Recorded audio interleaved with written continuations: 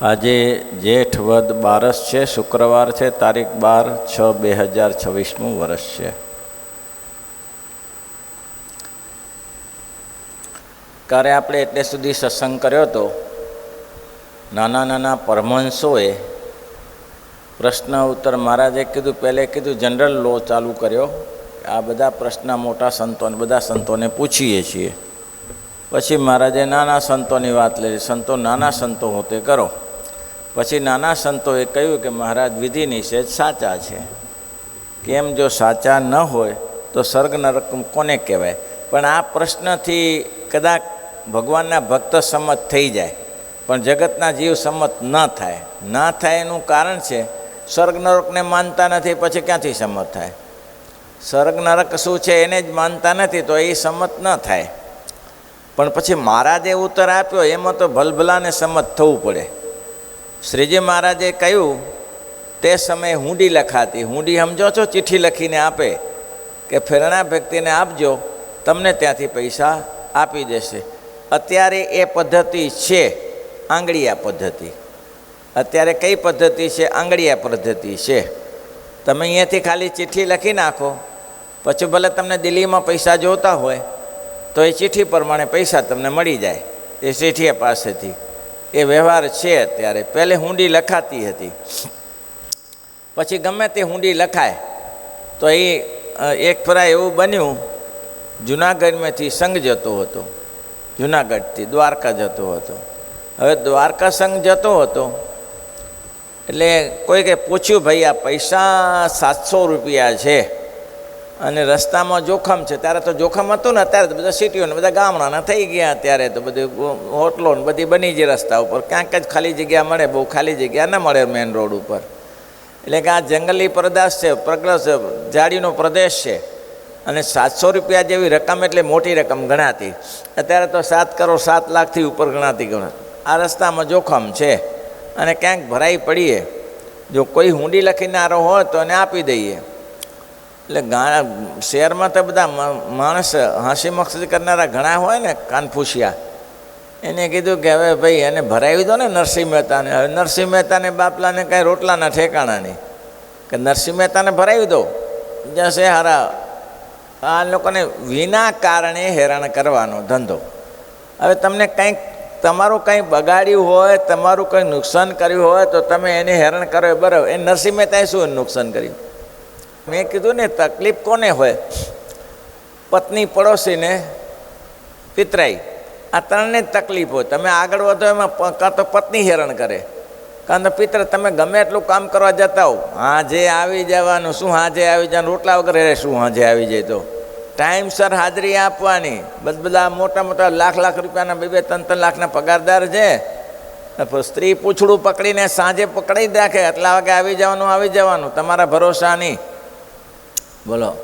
એક તો પત્ની હેરાન કરે, પછી પિતરાઈઓ એટલે કે આ બધા પિતરાઈઓ નાગર જ્ઞાતિમાં જે પોતાના હોય પિતરાઈ હોય, પોતાના ભાઈઓ કાકા મામા જ હોય ને, એ હેરાન. એ આગળ શેનો વધે? એનું નામ શેનું થઈ જાય? આ મોટી રામાયણ છે. કોઈએ કીધું ને સેવા કરવી છે તો કે શું સેવા કરશું? શું સેવા કરવી છે? તો કે કંઈક મોટી મોટી નાની મોટી સેવા કંઈક મળે તો કરીએ.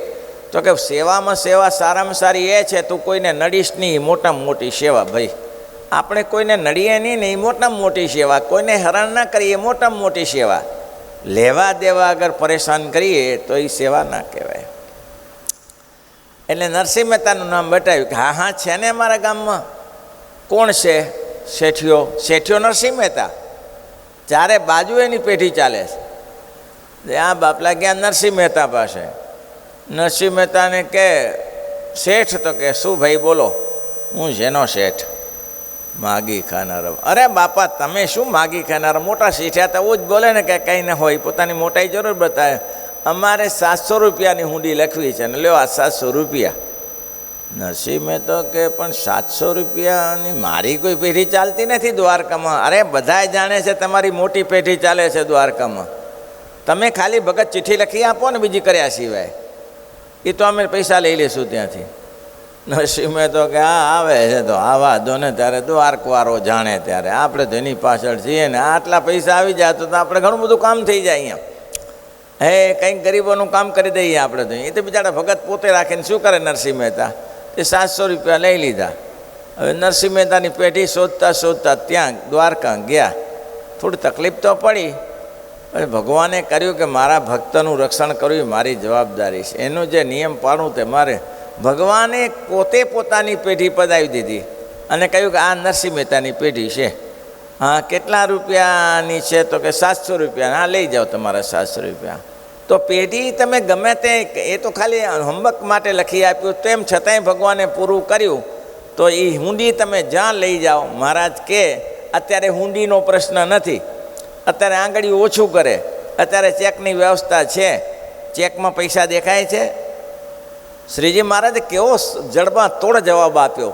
મહારાજ કે ચેકમાં પૈસા દેખાય છે? કાગડીઓ જ છે ને એક, અને હુંડી એ કાગડીઓ જ છે ને અંદર, એમાં પૈસા દેખાય છે. પણ જ્યારે ત્યાં વટાવશો હુંડી, ચેક વટાવશો તો પૈસાનો ઢગલો થશે. થાય ને ઢગલો પૈસાનો? તો મહારાજ કે અત્યારે તો કંઈ દેખાતું નથી, અત્યારે તો કંઈ દેખાતું નથી, ખારો ખાટો સ્વાદ આવતો નથી. અને પછી મેં એક ફેરા કઠિયારાની વાત કરી હતી. કઠિયારાની વાત એ તમારી જરૂરી છે, અને એ વાત હવે વારઘડી જાહેર કરવી જોઈએ. કઠિયારાને રાજા ભોજનો સમાગમ થયો.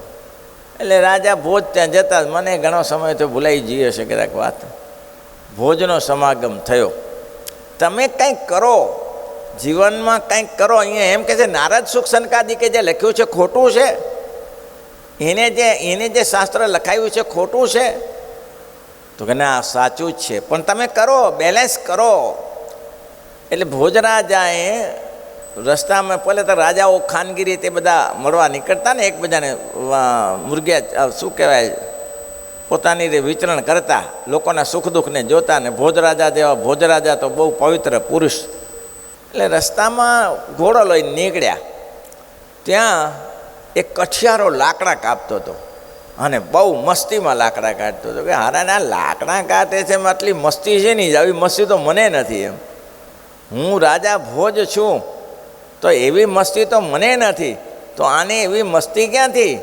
જુઓ તો ખરા કેવો હસતો કૂદતો લાકડા કાપે છે. એટલે ભોજરાજાને સહેજે એમ થયું કે ચાલો જઈએ તો ખરા, બેસીએ તો ખરા, વાત તો કરીએ. એટલે પૂછ્યું, ભાઈ કઠિયારા ભાઈ? તો કે હા. આટલા મજામાં કેમ છો? તો કે મજામાં જ હોઈએ ને. કે મજામાં હોય એવું તમારી પાસે શું છે? તો કે શું છે? શું બધું વ્યવહાર છે મારી પાસે. તો એવું શું કમાવો છો? તો કે દરરોજ 6 પૈસા કમાવું છું. 6 પૈસા? તો કે 6 પૈસામાં આટલી મોજ? આવી મોજ તો રાજા ભોજને ના હોય કે. એટલે એને ક્યાં ખબર આ તારો બાપો એ જ છે. આવી મસ્તી તો રાજા ભોજને ના હોય. તો કે કેમ એવી મસ્તી તમને છે? એમ તો હોય જ ને મસ્તી. તો કે 6 પૈસા દરરોજના કમાઈએ છીએ. વાહ વાહ વાહ, 6 પૈસામાં આટલી મોજ?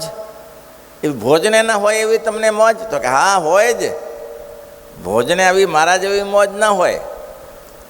પણ એવો 6 પૈસામાં તમે શું એવું મોજ માણો છો? 6 પૈસાનો શું તમે વ્યવહાર કરો છો? તો કે એમાં એવું છે ભાઈ, ઘોડેશ્વરને તો ઘોડેશ્વર હતા ને, એમાં એવું છે શેઠ, જુઓ સાંભળો. 6 પૈસા છે મારી પાસે. જે 6 પૈસાની દરરોજની કમાણી ઓછી ના કહેવાય, અને તે દિવસે વધારે હશે. દરરોજની 6 પૈસાની કમાણી, તેમાં 1 પૈસો, મને આડું થશે, બહુ ઘણા દિવસથી વાત કરી નથી, એટલે 1 પૈસો હું છે ને વ્યાજે મૂકું છું. 1 પૈસો વ્યાજે મૂકું છું. વ્યાજે મૂકો છો એટલે કે 1 પૈસો છોકરા માટે અત્યારે જમા રખાવું છું, તો કાલે છોકરાઓ બધા તૈયાર થશે અને એ છોકરા મારું પોષણ કરશે. જે અત્યારે મેં પૈસા મૂક્યા છે મને કામ લાગશે. એટલે હું છોકરાનું ભરણ પોષણ કરું છું એ મને જ કામ લાગશે. લાગે ને? છોરાનું ભરણ પોષણ કરીએ, એને સંસ્કારો નાખીએ, એ આપણે જ કામ લાગે. તો 1 પૈસો હું વ્યાજે મૂકું. 6 પૈસા છે મારી પાસે, 1 પૈસો વ્યાજમાં મૂકું છું. 1 પૈસાનું. બહુ સરસ. પણ કે 1 પૈસો વ્યાજે મૂક્યો છો? તો હા વ્યાજે જ છે ને. આ છોકરાની ભરણ પોષણ માટે મૂકું છું, વ્યાજે જ કહેવાય ને. એમ હા, છોકરાને ભરણ પોષણ માટે મૂકીએ વ્યાજે જ કહેવાય. બહુ સરસ, બહુ સરસ કઠિયારાભાઈ, તમારો વિચાર સારો છે. બીજો પૈસાનું હું દેવું ચૂકવું છું. એટલે વ્યાજે મૂકો છો ને દેવું ચૂકવો છો, આ કેવું? એક બાજુ વ્યાજે મૂકો છો અને એક બાજુ દેવું ચૂકવો છો. તો હા, 1 પૈસાનું દેવું ચૂકવું છું.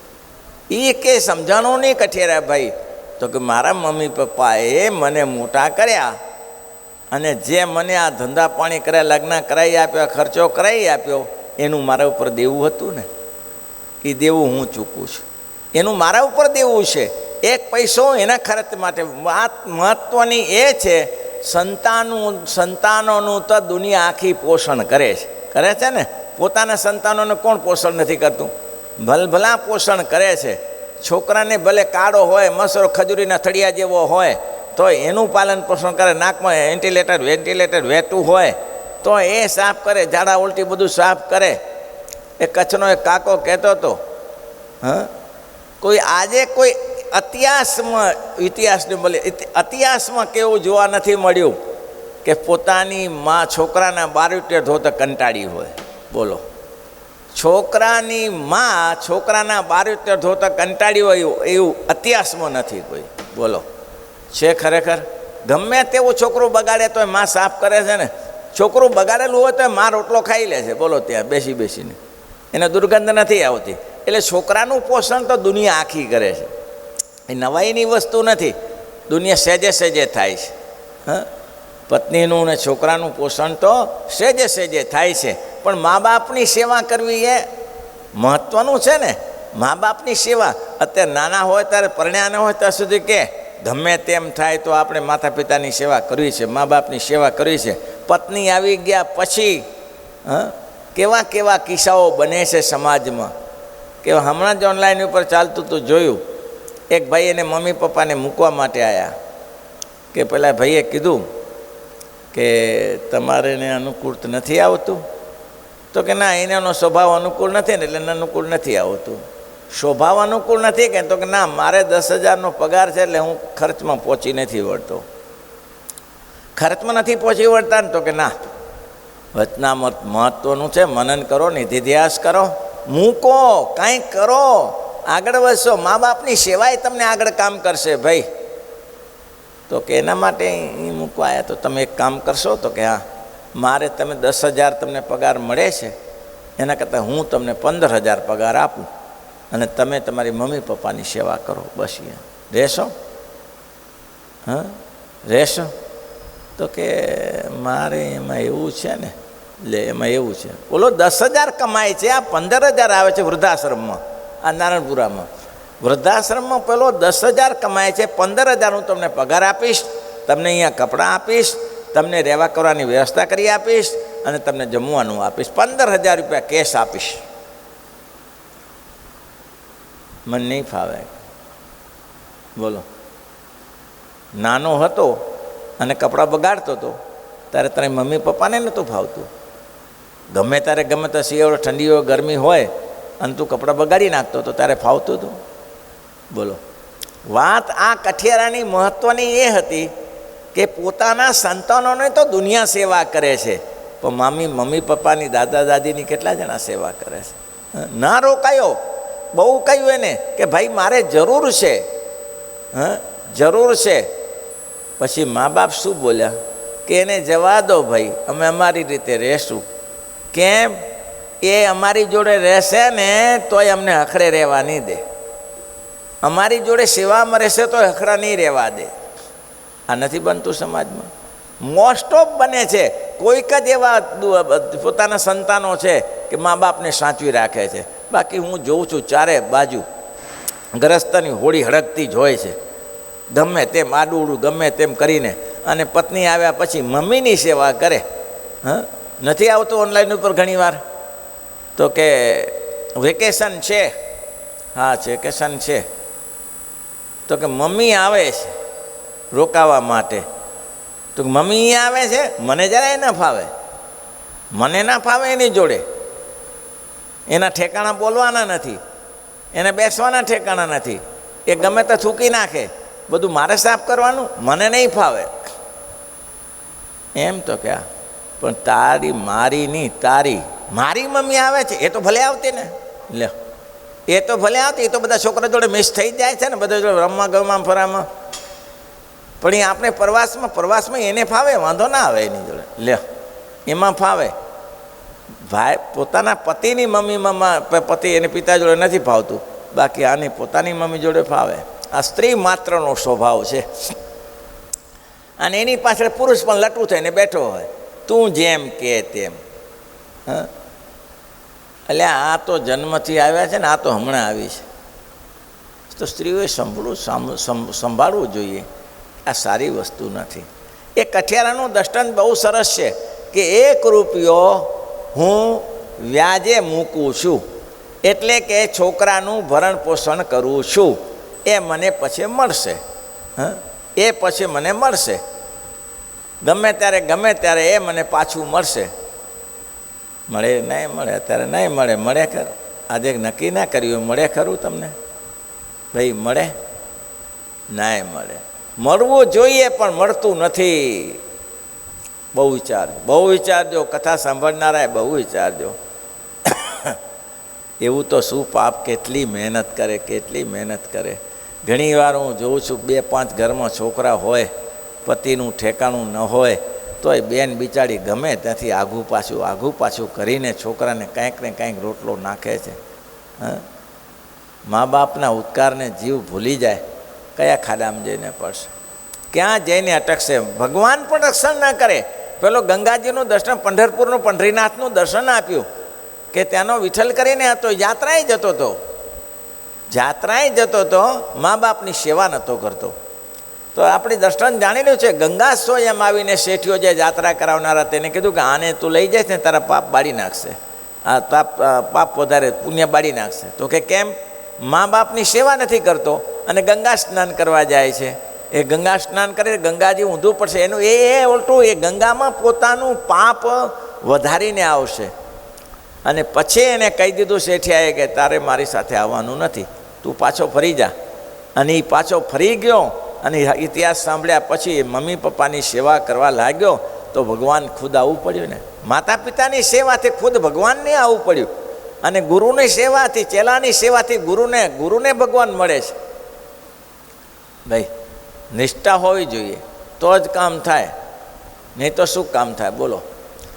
1-2 પૈસા મમ્મી, આપણે વધારે કથાઓ પહેલે કરેલી છે, માતા પિતાની સેવા કરવી, પણ છે બહુ મહત્ત્વની કથા, એટલે વિચારીને ઘણું કરાય. ભાઈ મમ્મી પપ્પાની સેવા કરો, સંતોની સેવા કરો. ત્રીજો પૈસો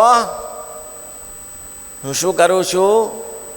ત્રીજો પૈસો શું કહેવાય એને? લો આપણે નથી કહેતા કે મળે ખરે ન મળે, અને શું જાય ખરું ને આવે, વેપાર કરું છું. ત્રીજા પૈસાનો વેપાર કરું છું. વેપારમાં નુકસાન એ થાય અને લાભ એ થાય. એટલે કે કઠિયારાભાઈ વેપાર કરમાં લોકો નુકસાન થાય ને વ્યાજે થાય, એ શું? તો કે ભાઈ આપણે તો એવું હોય ને, આપણા સગા સંબંધી હોય એને આપણે માનો કે કોઈના લગ્નમાં ગયા હોઈએ તો આપણે 5 પૈસા લખાવી દે તો ચાલ્યું હોય ત્યારે 5 રૂપિયા લખાવીએ. પછી જ્યારે આપણો પ્રસંગ આવે ત્યારે એ લોકો 5 રૂપિયા આપણે લખાવી જાય. એવું સમાજમાં રિવાજ છે જ ને. આપણો ચાંદલો નથી કરતા, આપણે લગ્નમાં જાય ત્યારે ચાંદલો કરી છે ને બધી જગ્યાએ. તો આવું છે કે આપણે 100 રૂપિયા લખાવી તો એ આપણામાં પાછા 100 રૂપિયા લખી દે. એક તો સારી વસ્તુ છે એ કે કારણ કે માણસની પાસે એટલા પૈસા ન હોય તો આ જે થોડા મૂડી જમા કરી હોય એ મૂડી સમય ઉપર મળી રહે. અને પાછું નિયમ એવું છે, તમે 100 લખાવ્યા હોય પહેલાં 125 લખાવવા જોઈએ. તમને 100 લખાવ્યા હોય તો એને 125 લખાવ્યા જોઈએ. ઘણા સમયથી તમારા પૈસા વાપર્યા ને એને વ્યાજ સહિત પાછું આપવું જોઈએ. પણ હવે એમાં ઓલો કઠિયારો કહે છે કે આમાં ભાઈ ઘોડેશ્વર ભાઈ, આમાં વાત એવી છે કે મળે ખરા ને નહીં મળે. હવે બધા સગા સંબંધીને આપણે લખાવ્યા હોય અને ઓલાને પૈસા આપ્યા પડે તો કાંઈક ગાંઠ પાડી દે, ઘણા માઠ પાડી દે, અમારે એની જોડે નથી મેળ બેસતો. એટલે આ મેળ નથી બેસતો તો 5000 લઈ ગયો એનું શું? એનું સવારે મેળ નહીં બેસતો, મારે લગ્નમાં નહીં જવું, મારે ચાંદલો કરવો નથી ને, મારે એનું ખાવું. ખાય નહીં તો વાંધો નહીં, ચાંદલો જે તું લઈ ગયો છે તો કરાવી દે. હા, વેપાર છે. એવું થાય કે ના થાય બોલો? સમાજમાં એવું થાય છે કે નહીં થતું કે મળે ખરું ને નહીં મળે? પાછું મળે ખરું ને નહીં મળે. નીતિભ્રષ્ટ લોકો હોય. ઘણા લોકો શું કરે છે, ઘણા લોકો ધર્માદાના પૈસા લઈ જાય છે. ધર્માદાન ઘણી સંસ્થામાં આમ જ થાય છે. બુદ્ધિશાળી માણસો હોય, ધર્માદાનો કોઈ પૈસો લેવા આવે તો એને તરત છૂટી જતા શીખવું જોઈએ. ભાઈ આ કાયદો નહીં કામ કરે.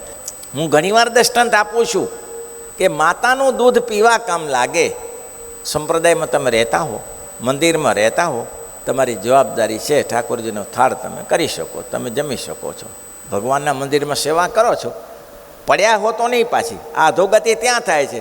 આખો દિવસ પડ્યો રહે અને સમય આવે ત્યારે ઠાકોરજીના થાળ જમી જાય. એના માટે જ પાપ જ છે. નથી માળા કરતો, નથી ભજન કરતો, એના માટે પાપ જ છે. એ કંઈ સારી વસ્તુ નથી. પણ તમે જો મંદિરની સેવા કરતા હો તો મંદિરમાં તમને જમવાનો અધિકાર છે.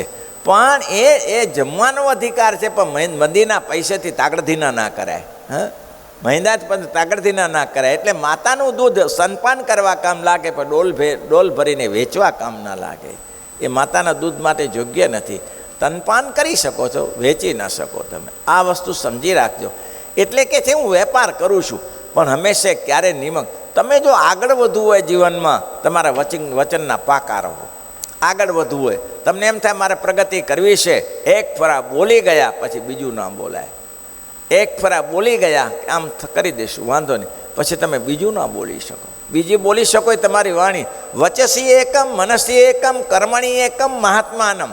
મહારાજ કે કાંઈ ના કરતો હોય તે મહાત્મા. વચસી એકમ કર્મણી એકમ મનસી એકમ. મન વચને કર્મે કરીને એક જ કરે તેને મહાત્મા કહેવાય. મનસી અન્યત કર્મણી અન્યત વચસી અન્યત દુરાત્માનમ. મનમાં બીજું હોય, વચનમાં બીજું હોય અને કરતો બીજું હોય, એ દુરાત્મા હોય. ઘણા લોકોની આમ ટેવ પડી ગઈ છે ખોટું બોલવાની. વાતમાં ફરી જાય. મેં ક્યાં વાત કરી છે, મેં ક્યાં કીધું છે, હું તો બોલ્યો જ નથી. બોલ્યો તો ત્યારે તો આ વસ્તુ આના ઉપર મેં આખા મજલ માની મારી નાખે. અને તમારે બીજી વસ્તુ કહું, વ્યવહારિક બાબતમાં તમારે પ્રગતિ કરવી હોય તો કોઈના ડોનેશન ઉપર પ્રગતિ નહીં થાય. કોઈના ડોનેશન ઉપર પ્રગતિ નહીં થાય. કોઈ કે તમને એમ કીધું હશે કે 5 લાખ લખાવું છું, લેવા જાઓ ત્યારે શું કે અત્યારે વેત બેસે એવું નથી, તમે પ્રોજેક્ટ લઈ બેઠા એનું શું. આપણે એવું થયેલું સિદ્ધપુરમાં. એક હરિભક્તો આવ્યા, મને કે સ્વામીજી કંઈક સેવા બતાવો. એને ના બતાવે તો મેં ક્યાં કીધું હતું. મેં સેવા બતાવો. એ હજી મને યાદ આવે. વર્ષો વીતી ગયા. આ લગભગ 2001ની સાલ હશે. વર્ષો વીતી ગયા. પછી મેં કીધું તમારી શક્તિ પર, મને કે સેવા કરવી છે. તમારી શક્તિ પ્રમાણે મેં કીધું થોડો આરસ લેવાનો છે મંદિર છોવા માટે, એટલે તમે થોડું જે તમારા અનુકૂળ તો એ. હા, ત્યાં વટમાં આવી ગયા, મોજમાં આવી ગયા. સિદ્ધપુરના દર્શન કરીને શું કહે છે, બધો આરસ મારા તરફથી, બધો આરસને સારામાં સારો આરસ લાવો. હવે તે દિવસે મેં કીધું ભાઈ 5 લાખનો આરસ, 5 નહીં 5.5. બોલો હવે આપણે શું થયું, આપણે તો આરસ મગાવી લીધો, સારામાં સારો આરસ મગાવ્યો અને અત્યારે આરસ લગાવ્યો છે. એ પછી મેં કીધું આરસ આવી ગયો છે, મને આપણો આરસ આવી ગયો ને એને આરસ આવી ગઈ, બેવું થયું. મને શું કહે, અત્યારે સ્વામી પહોંચી વળે એવું નથી હો, અત્યારે આપણે બીજું કામ કરી લીધું છે. શ્રીપતિમ શ્રીધરમ સર્વદેવેશ્વર.